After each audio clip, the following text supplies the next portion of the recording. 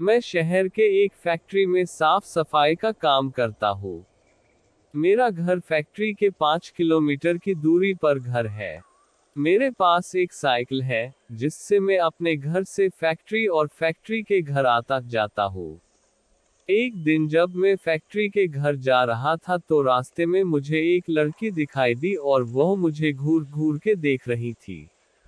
मैं उसे टालते हुए अपने घर की ओर निकल पड़ा। दूसरे दिन फिर वही लड़की मुझे उसी जगह पर दिखाई दी और वह मुझे फिर से घूरने लगी, फिर भी मैंने उसकी तरफ पलट के नहीं देखा और अपने घर की ओर निकल पड़ा। मैं उसके पास रुका भी नहीं क्योंकि मुझे उस लड़की से डर लग रहा था। वह लड़की कई दिनों तक मुझे देखती रहती थी। एक दिन वह लड़की कहीं पर दिखाई नहीं दी, तो मैं सोच में पड़ गया, ऐसा क्या हुआ जो वह लड़की आज नहीं आई। पर मैं अपने रास्ते की तरफ निकल गया। एक हफ्ते बाद मेरे घर पर एक चिट्ठी आई और मुझे पता चल गया था कि यह चिट्ठी उसकी ही है। उसमें उसका नाम प्रीति लिखा हुआ था और उसमें से एक फोटो निकली थी, जो कि किसी लड़की से थी। मैं चौंक गया कि उसे मेरा पता कैसे चला।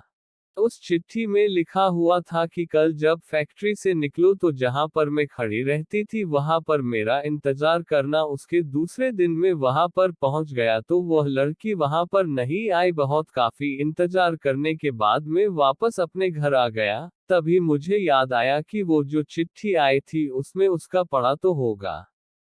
फिर मैं अगले दिन उसके चिट्ठी के अनुसार उसके घर मिलने के लिए आ गया और दरवाजा की घंटी बजते ही एक आदमी दरवाजा खोलते हुए बोला, क्या काम है? तो मैंने बोला कि मुझे प्रीति से मिलना है। तो इस आदमी ने कहा, मैं प्रीति के पापा ही और प्रीति को मारे हुए 2 महीने हो चुके हैं।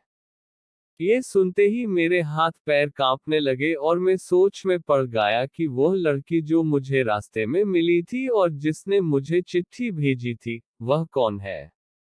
मुझे लगा कि वह उसकी आत्मा होगी। तभी प्रीति के पापा ने मुझे दिखाया कि देख लो, उसको तस्वीर पर माला पड़ा हुआ है। तभी मैं भागकर अपने घर पहुंचा। फिर मैंने उस चिट्ठी को जला दिया और उसके बाद से मैंने कभी भी अनजान लोगों से मिलना और बात करना बंद कर दिया।